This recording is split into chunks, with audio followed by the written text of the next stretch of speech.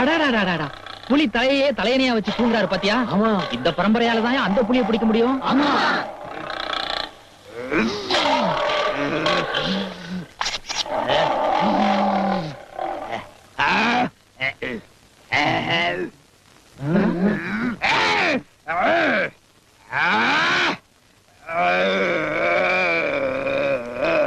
புலி பிடிக்கிற பரம்பரையா இருக்கிறதுனாலதான் இந்த மாதிரி சேஷி எல்லாம் பண்ணுது. ஆமா.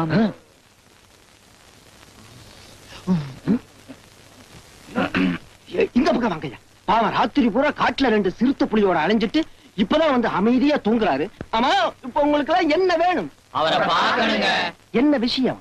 புலி பிடிக்கிற விஷயங்க. அவரு புலி பிடிக்காம வேற எவையா பிடிக்க முடியும்? புலி அவருக்கு புள்ள, வேங்க அவருக்கு வேலைக்காரன்.